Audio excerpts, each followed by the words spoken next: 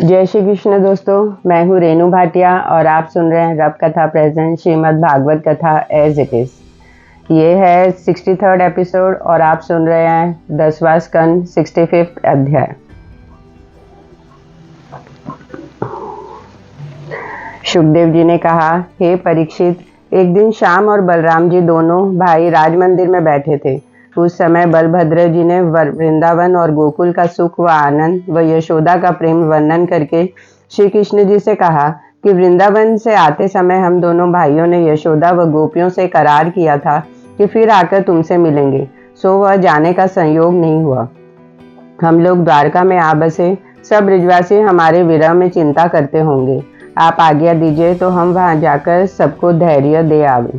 केशव मूर्ति बोले कि बहुत अच्छा। यह वचन सुनते ही बलराम जी ने मुरली मनोहर व अपने माता पिता से विदा होकर अपना हल व मुसल उठा लिया और रथ पर बैठकर वृंदावन को चले।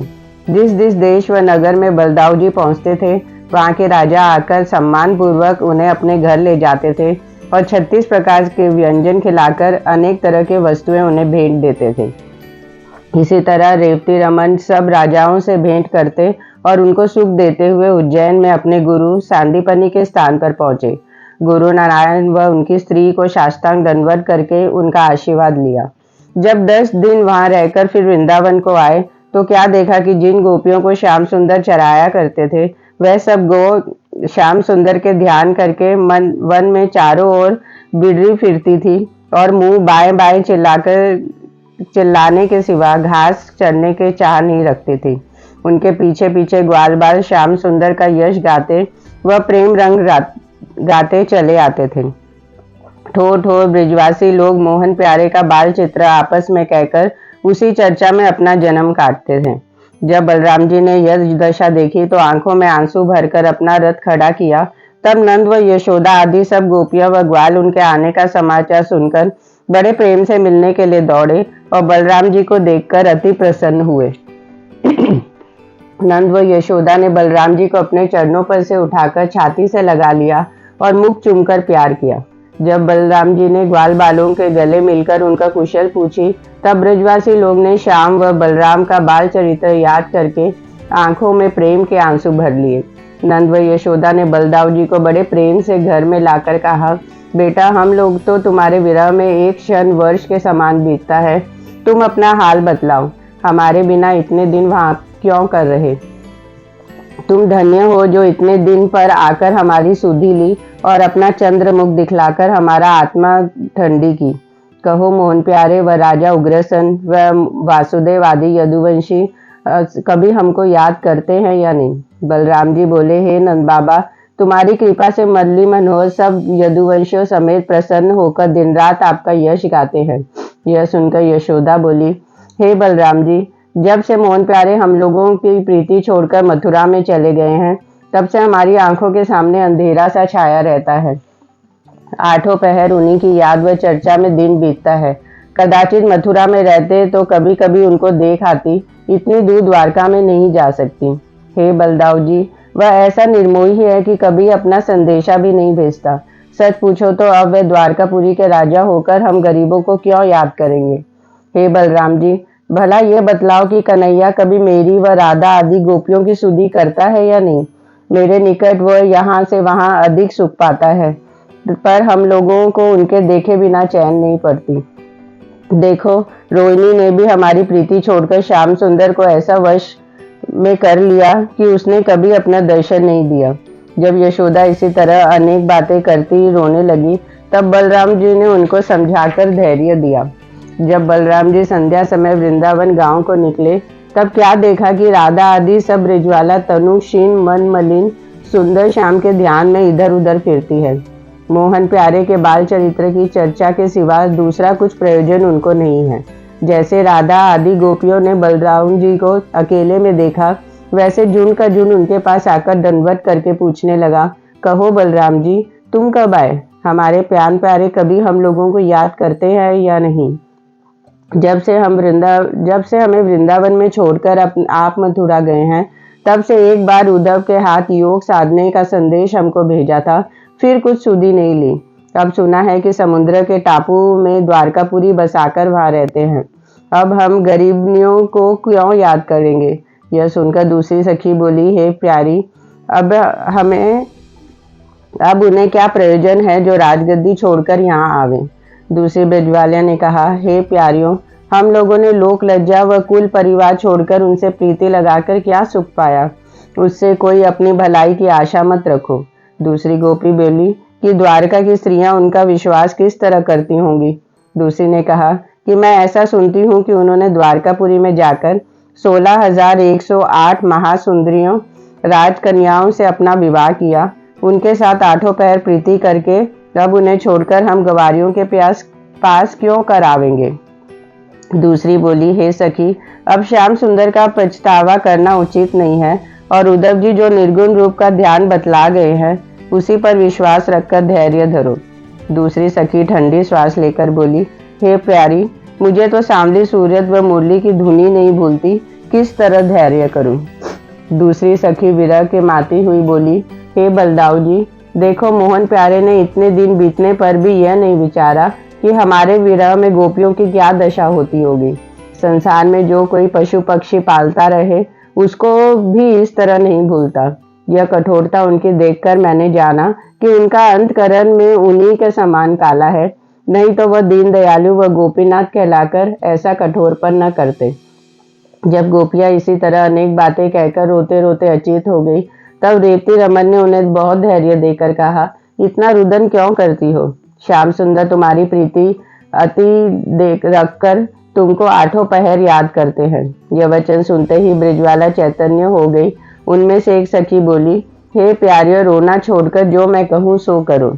जब बलराम जी गोपियों से प्रेम पूर्वक बातें कहकर उनका मन बहलाने लगे, तब एक ब्रिजवाला ने कहा, हे बलभद्र जी, तुम्हारा बड़े भाई बड़ा कठोर है। हम लोग ऐसे जानते तो कभी उनसे प्रीति नहीं करती। दूसरी बोली, हे बलदाऊ जी, वह चिच्चोर यहाँ गाय चराता था और माखन दही चुराकर खाता था। अब वह द्वारकापुरी का राजा हुआ, हम गरीबियों को याद क्यों करेगा। हमारा नाम लेने से उसे लज्जा आती होगी। दूसरी सखी जो विरह के व्याकुल थी, वह झुंझलाकर बोली, अब मैंने अपना मन श्री कृष्ण जी के समान कठोर कर लिया। उन्हें धन व स्त्री प्रतिदिन अधिक मिले, मैं इसी दुख सागर में प्रसन्न हूँ। दूसरी गोपी बोली, मैं सुनती हूँ कि श्याम सुंदर का बेटा प्रद्युम्न अपने पिता के समान सुंदर व बलवान हुआ है। 16,108 उनकी स्त्रियां हैं और सब संतान चिरंजीवी रहे। दूसरी ने कहा कि अक्रूर निर्दय जो यहाँ आकर हमारे प्राणनाथ को ले गया था और उद्धव जी जो हम लोगों से योग साधने सदवाने आया था, वह दोनों अच्छी तरह हैं। दूसरी गोपी बोली, हे बलराम जी, तुम हमारी बातों को हंसी न मानकर सच सच बतलाओ कि श्याम सुंदर की स्त्रियां उनके बात का विश्वास करती हैं या नहीं। दूसरी ब्रिजवाला ने कहा कि उनमें जो बुद्धिमान होंगी वह कभी उनकी बात का विश्वास न करेंगी। दूसरी सखी ने कहा, हे बलदाऊ जी, कभी नंदलाल जी उन स्त्रियों का सम्मुख हमारे भी चर्चाएं वह याद करते हैं या नहीं। भला तुम ही न्याय करो कि जिसके लिए हम लोग लाज छोड़कर इतना दुख पाती हैं, उसने हमें इस तरह छोड़ दिया जैसे सर्प केचुल तजकर फिर उससे कुछ वास्ता नहीं रखता। उस निर्दयी की बात कहते हुए मेरी छाती फट जाती है। जब इसी तरह सब ब्रिजवाला अनेक बातें कहकर ठंडी श्वास लेने लगी, तब बलराऊ जी ने उन्हें धैर्य देके कहा कि आज पूर्णमासी की चांदनी रात में तुम लोग श्रृंगार करके आओ तो हम तुम्हारे साथ रासलीला करेंगे। यह सुनते ही सब ब्रिजवालाओं ने अपने अपने घर जाकर श्रृंगार किया। जब संध्या समय बलभद्र जी अति उत्तम भूषण व वस्त्र पहनकर वृंदावन की कुंजों में गए, तब राधा आदि गोपियां भी पहुंची। रेवती रमन की छवि देखते ही सब ब्रजवालों ने उनके चरणों पर गिरकर विनय किया, हे दीनानाथ, अपने वचन के प्रमाण रासलीला कीजिए। यह सुनते ही जैसे बलदाऊ जी ने हूँ किया, वैसे ही रासलीला का स्थान यमुना के किनारे तैयार होकर शीतल मन सुगंध हवा बहने लगी और अनेक रंग के बाजे, भूषण व वस्त्राधिक वहां प्रकट हो गए। तब सब ब्रजवालों ने लाज छोड़कर मृदन और करताल आदि बाजा उठा लिया और गति नाचकर गाने बजाने व भाव बतलाने से दाऊजी को रिझाने लगी। जब रेवती रमन भी उनका सच्चा प्रेम देखकर उनके साथ गाने व नाचने लगे, तब वरुण देवता ने उत्तम वारुणी पीने के लिए भेज दी, सो बलदाऊ जी गोपियों समेत पीकर आनंद मचाने लगे। उस समय देवताओं ने अपने अपने विमान पर से बलदाऊ जी पर फूल बरसाए और चंद्रमा ने तारागण समेत राजमंडल का सुख देखकर उस पर अमृत की वर्षा की। जितने जड़ व चैतन्य जीव वहां पर थे वह परमानंद देखकर अति प्रसन्न हुए। रासलीला देखने के लिए यमुना जल बहने से थम गया, हवा का चलना बंद हो गया। उसी आनंद में रेवती रमन ने जल विहार करना विचार कर यमुना जी को पुकार कर कहा कि तुम हमारे निकट आकर हमें स्नान कराओ। जब यमुना जी ने उनकी आज्ञा नहीं मानी तब बलराम जी ने क्रोध से अपना हल यमुना जी में डालकर उसका पानी अपने पास खींच लिया और उसमें जल विहार करके जागने का परिश्रम मिटाया। उस समय यमुना जी ने स्त्री रूप डरती व कामती हुई हलधर जी के पास आके विनय किया, हे महाप्रभु, मैंने तुमको नहीं पहचाना कि आप शेष जी का अवतार है। मेरा अपराध क्षमा करके अभयदान दीजिए। जब इसी तरह यमुना जी ने बलदाऊ जी की बहुत स्तुति की तब उनका अपराध क्षमा करके गोपियों समेत इस तरह यमुना जल में विहार करने लगे जिस तरह हाथी पानी में हथनियों के साथ नहाकर प्रसन्न होता है। जब रेवती रमन जल विहार करके गोपियों समेत बाहर आए तब वरुणादिक देवताओं ने उत्तम उत्तम भूषण व वस्त्र व मोतियों की माला का वहां ढेर लगा दिया। सो बलराम जी व गोपियों ने मनमाना भूषण व वस्त्र पहन लिया और गले में फूलों का गजरा डालकर वन विहार किया। उसी दिन वहां पर यमुना जल टेढ़ा बहता है। जब इसी तरह बलदाऊ जी ने 2 महीने चैत्र व वैशाख वृंदावन में रह के नित्य ब्रज वालों के साथ रास विलास व जल विहार करके उन्हें सुख दिया और दिन भर नंद व यशोदा आदि को श्याम सुंदर की चर्चा से सुख देकर द्वारका जाने की इच्छा की, तब नंदादिक अनेक तरह की वस्तुएं श्याम सुंदर के लिए देकर रेवती रमन को विदा किया। उस समय गोपियां रोकर कहने लगी, हे बलदाऊ जी, हमें भी अपने साथ ले चलो। रेवती रमन उन लोगों को धैर्य देकर द्वारका से चले और थोड़े दिन में आनंद पूर्वक द्वारका में पहुंचकर वहां का सब हाल केशव मूर्ति से कह दिया। 66वां अध्याय। सुखदेव जी ने कहा, हे परीक्षित, उन्हीं दिने पंडुरक नाम कंतित देश का राजा बड़ा प्रतापी होकर काशीपुर में रहता था। जब उसे यह इच्छा हुई कि मैं अपने को वासुदेव नाम चतुर्भुजी रूप बनाकर संसारी जीवों से अपना पूजा कराऊं, तब उसने काठ की 2 भुजाएं अपने अंग में लगा ली और पीताम्बर व वैजंती माला व कुंडल व वनमाला श्याम सुंदर के समान पहनने लगा। शंख चक्र गदा पद्म उसने शस्त्र बांधकर काठ का गरुड़ चढ़ाने के लिए बनवाया। जो राजा व प्रजा पांडुरिक का डर मानकर उसे वासुदेव के समान पूछते थे उन पर वह प्रसन्न होता था और जो लोग अपना धर्म विचार कर उसकी पूजा नहीं करते थे उनको दुख देता था। उसकी यह दशा देखकर संसारी लोग आपस में यह चर्चा करते थे कि एक वासुदेव तो श्री कृष्ण नाम यदुकुल में अवतार लेकर द्वारकापुरी में विराजते हैं, दूसरे यह राजा अपने को वासुदेव बनाकर पुजवाना चाहता है। इन दोनों में हम लोग किसे सच्चा समझे, किसे झूठा। जब राजा पंडुरिक को अपनी पूजा कराने से अभिमान उत्पन्न हुआ तब एक दिन अपनी सभा में बैठकर बोला कि श्री कृष्ण नाम का कौन द्वारका में रहता है जिसे लोग वासुदेव कहते हैं। देखो, मैं पृथ्वी का भार उतारने के लिए अवतार लेकर लीला करता हूँ और वासुदेव यादव का बेटा मेरा वेश बनाकर संसारी जीवों में अपनी पूजा कराता है, इसलिए उसके साथ लड़ना चाहिए।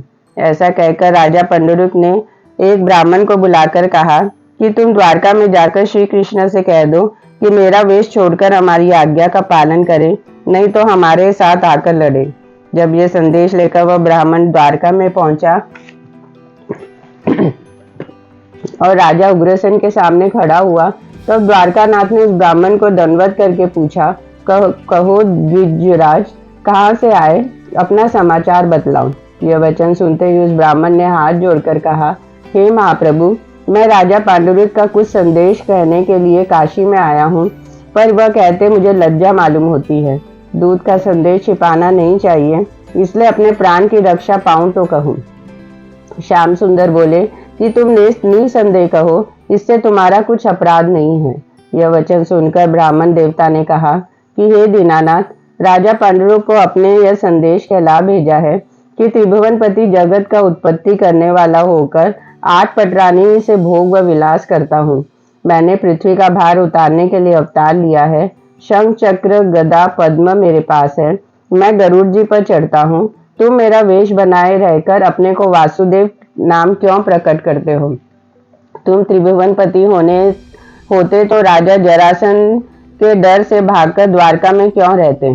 अब तुमको उचित है कि शंख चक्र गदा पद्मादिक शस्त्र बांधना और वासुदेव नाम प्रकट करना छोड़ दो। मेरी आज्ञा में रहो, नहीं तो यदुवंश समेत तुम्हें मारकर पृथ्वी का भार उतारूंगा। तब तुम जानोगे कि सच्चा वासुदेव कौन है और झूठा वेश किसने बनाया है। तुम आज तक नहीं जानते कि अखल अगोचर निरंजन का रूप त्रिलोकीनाथ मैं हूँ। सब ऋषि व मुनि मेरे नाम पर यज्ञ व दान जप व तप करके बढ़ाई पाते हैं। मैं ब्रह्म रूप होकर उत्पत्ति व विष्णु रूप से पालन व महादेव रूप होकर जगत का नाश करता हूँ।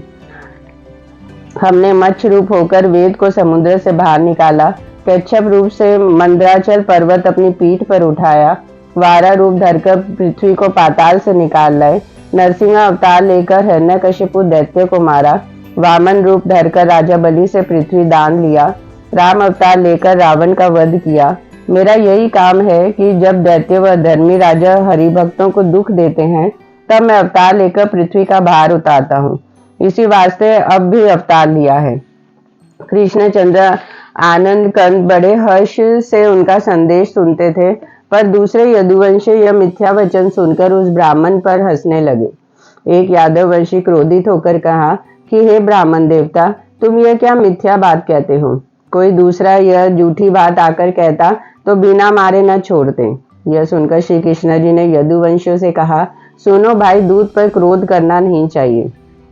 यदुवंश से ऐसा कहकर श्याम सुंदर उस ब्राह्मण से बोले कि हे द्विजराज, तुम अपने राजा से जाकर कह दो कि हम तुम्हारा संदेश सुनकर अति प्रसन्न हुए।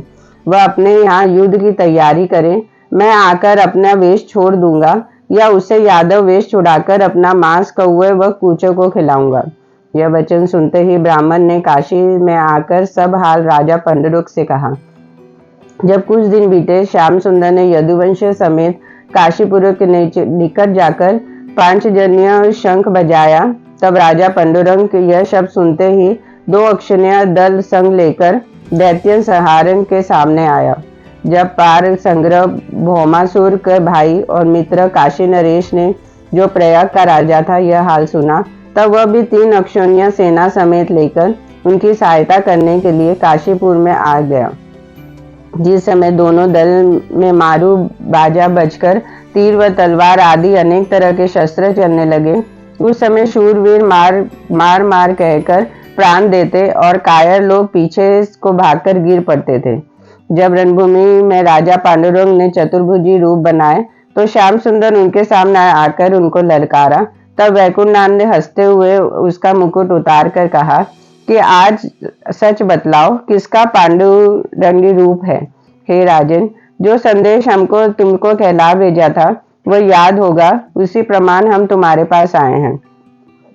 अब यह मेरा वेश अपने अंग से उतारकर तुम यह बात कहो कि हमसे अपराध हुआ, जो ऐसा संदेश भेजा, तो तुम्हारे प्राण छुड़ा देंगे, नहीं तो तुम्हारा सिर काट देंगे।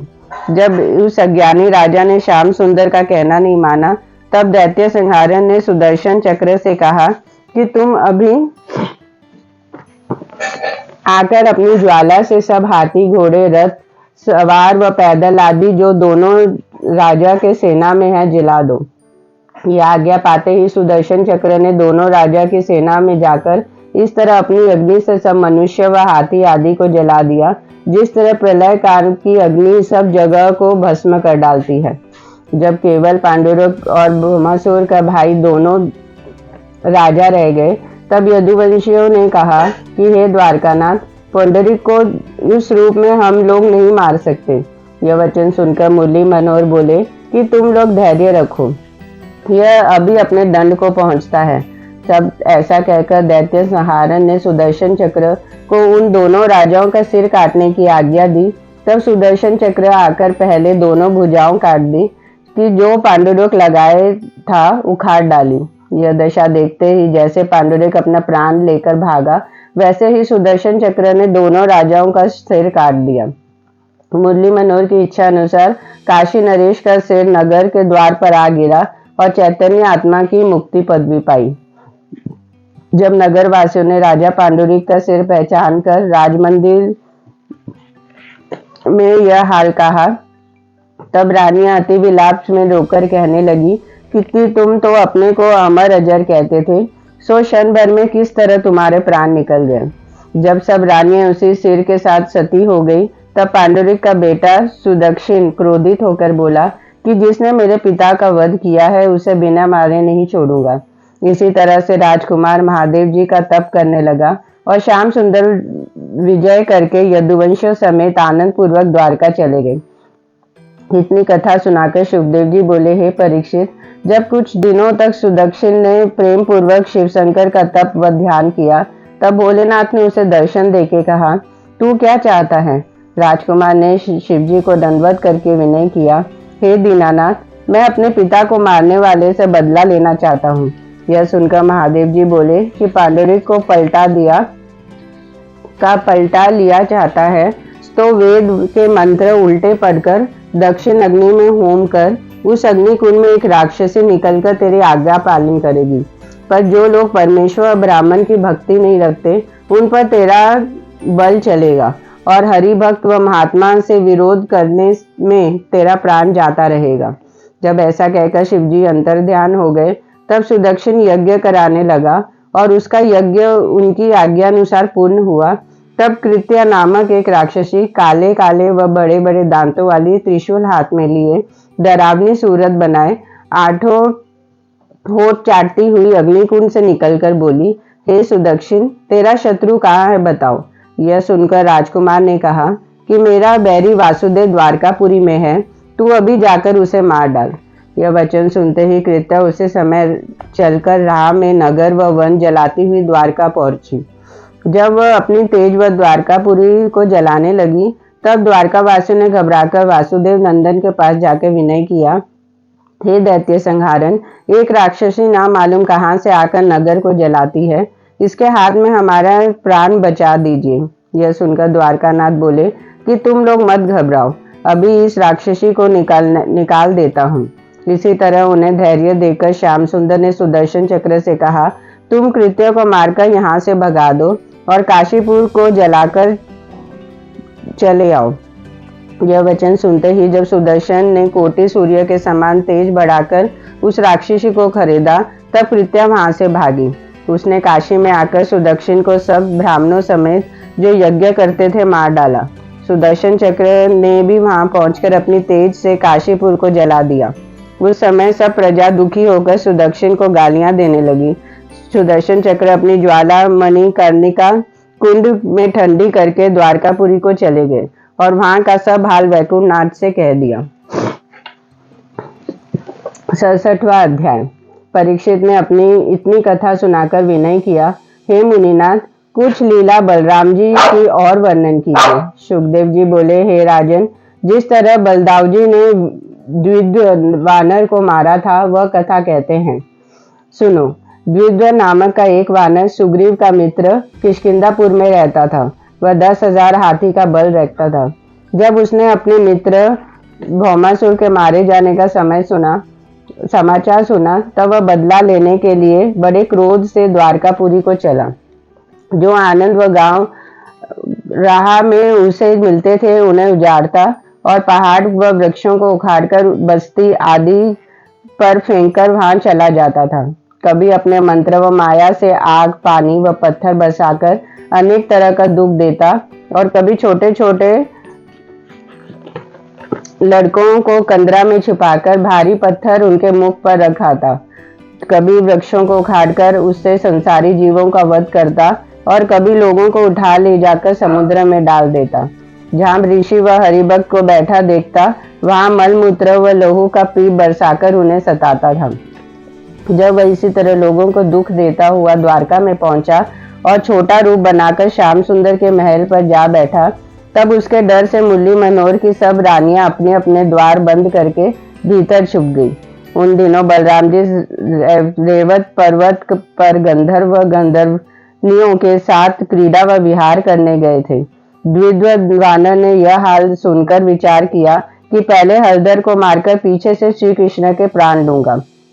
ऐसा विचारते ही उसने रेवत पहाड़ पर जाकर क्या देखा कि बलदाऊ जी गंधर्वियों के साथ मदिरा पीकर एक तालाब में जल विहार व गान विद्या कर रहे हैं। सो द्विध्वज वानर छोटा रूप बनाकर एक वृक्ष पर जो तालाब के किनारे था चढ़ गया और किलकारियां मारकर एक डाली से दूसरी डाली पर कूदने लगा। मल व मूत्र से गंधर्वियों के वस्त्र जो तालाब के किनारे रखे थे नष्ट कर दिए। जब उस वानर ने पत्थर मारकर मदिरा का घड़ा जो रखा था तोड़ डाला, तब स्त्रियों ने पुकारकर बलराम जी से उसका सब हाल कहा। यह वचन सुनते ही रेवती रमन ने तालाब से निकलकर एक ढेला उस वानर पर चलाया। तब उसने वृक्ष से नीचे आकर स्त्रियों के सब वस्त्र फाड़ डाले और इधर उधर फेंकने लगा। यह हाल देखते ही बलराम जी ने दौड़कर उस वानर को पकड़ लिया। तब उसने अपना छोटा रूप बनाकर हाथ से बाहर निकल गया और फिर पहाड़ के समान रूप बनाकर ढलकर बलदाऊ जी से लड़ने के लिए सम्मुख आया। बड़े बड़े वृक्ष व पर्वत पृथ्वी से उजाड़कर उनको मारने लगा। जब रेवती रमन बड़े क्रोध से अपना हल मूसल उठाकर मारने दौड़े, तब द्विज ने बहुत बड़ा एक वृक्ष उखाड़कर संकर्षण पर चलाया। बलदाऊ जी ने उससे बचाकर एक मूसल वानर के सिर पर मारा। उसका सिर फटकर इस तरह लहू बहने लगा जिस तरह बरसात में गेरू के पहाड़ से लाल रंग बहता है। पर उस वानर ने शीश फटने पर भी दूसरा वृक्ष उखाड़कर बलदाऊ जी को मारने के लिए मारा, तो रेवती रमन ने अपना मूसल मारकर एक वह वृक्ष तोड़ डाला। जब इसी तरह लड़ते लड़ते कोई वृक्ष या पत्थर वहां नहीं रहा, तब दोनों आदमी इस तरह बेधड़क होकर आपस में कुश्ती व मुक्का लड़ने लगे कि देखने वाले डर गए। जब बहुत देर तक द्विज वानर ने बलराम जी से युद्ध करके 2-4 मुक्का उन्हें मारा, तब बलराम जी ने सब स्त्रियों को उदास व घबराई हुई देखकर द्विज के गले का हंसुआ ऐसा दबा दिया जिससे नाक, आंख व कान से लहू बहकर वह मर गया। जब उसके लोथ गिरने से पृथ्वी कांपने लगी, तब देवताओं ने बलराम जी के ऊपर पुष्प बरसाए और उसकी स्तुति व बड़ाई करते हुए अपने अपने लोक को चले गए। इतनी कथा सुनाकर शुकदेव जी बोले, हे परीक्षित, द्विज वानर त्रेता युग किष्किंधा में रहता था, सो रेवती रमन ने मारकर उसका उद्धार किया। राधे राधे। प्रेम से बोलो राधे राधे।